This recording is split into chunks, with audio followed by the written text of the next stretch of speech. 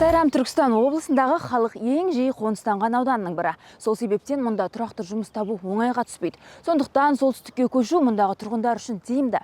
Алайда теріскейге көшіп барғандардың ішінде тұрақтап қала алмағандар да жоқ емес.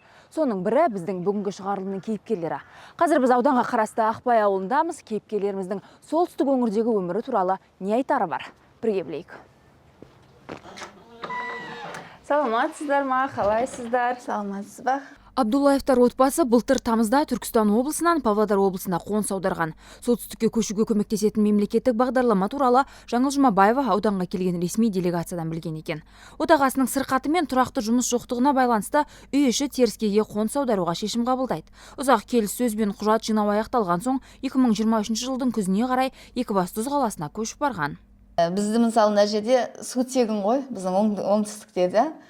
Даже мен жаздың, айтып отырмын ғой, августтың 16-сында көшіп бардым. Көшіп барған кезде бір теңгесіз бардық біз. Вообще теңгеміз жоқ. Енді өзі барғаннан кейін бізге 40 күн ішіне берілсе, мысалы алға қарай бетіп жылжимыз деген мақсатпен барып едік те. Әйтеуір үй алсақ өзіміздің квартира жағы қиын екен. Квартиралар 100 мың квартплатасы жаңағы несін төлемі.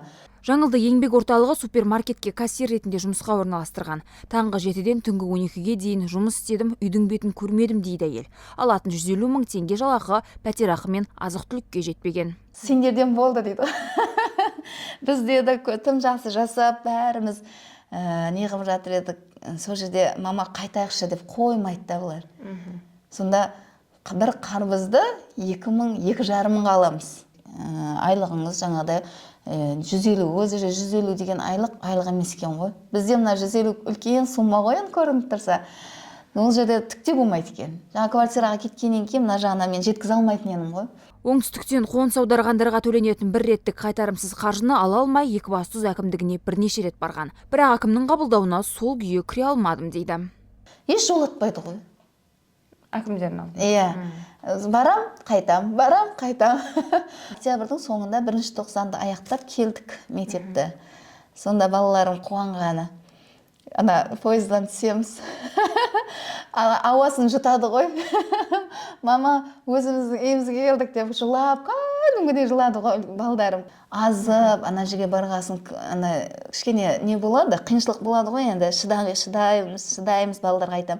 Кішкене шыдайық. Мама деп, ана үлкенім бұрышқа отырып алып, бүйтіп жылап отырады. Мама, кетейікші, қайтайықшы. Мен жасағым келмейді дейді. Ананы көрген кезде мен жаман болғанда. Отбасының 3 баласы да мектепке барады. Үйдің тұңғышы Зарина көшіп барған жердегі балалар оларды шеттеткенін айтады. Сол себепті де ауылдағы достарын ерекше сағынған екен. Маған ұнаған жоқ өз басыма. Не нәрсесі ұнамады? Балдары қоспайды, сондай. Шеттетеді, мазақтайды, сондай ғой. Оңтүстіктен келген деп тартпады ма сонда? Иә. Қалай пустой тұрды. Мама жұмыста болатын еді. Бұяқта продукты көп болды. Қайтамыз дегенде оңтүстікке қандай сезімде болдың? Жақсы сезімде болдым. Қайтып келгенде ең бірінші не істеймін дейтін едің? Мектепке барам дейді. Достарың сағындың ба? Отағасы Пердебай Абдуллаев денсаулығым жақсарып қалар деген үміттен бөлек, балалары қатар өсіп келе жатқан соң тұрақты жұмысқа орналасып, болашақты ойлаған едік дейді. Ол солтүстік делегациясы өкілдері айтқандай, тек ақша алу үшін бармағанын және ондай ойдағы отбасыларда кездестірмегенін айтады. Бұл жақта жұмыс жоқ, сосын ажаға бар, өкіметтің жұмысына кірейік деген мәселе ғой бізде. Сөйтіп, қазанда өкімет жағынан жәрдем алып жатсақ, бала шағаның келешек үшін балдарды оқытып, ертең бір пәсте енді уақыт өтпеді, мектеп бітіретін уақыт келеді. Сол бала жағдайын жазып берейік деп отқанымыз ғой. Сол мақсатта көшкенбіз. Ол отбасын жалдамалы пәтерге жайғастырып алған соң бірден кірпіш зауытына жұмысқа тұрған. Бірақ ауа райының салқындығы мен ауыр жұмыс салдарынан жақсарады деп үміттенген денсаулығы одан сайын нашарлай түсіпті. Мүмкін ауа ауыстырсам қалама деп бардық қой. Оған қоймады. Дәбілем қайта түспеді. Күнделікті дәрі ішіп жүрем.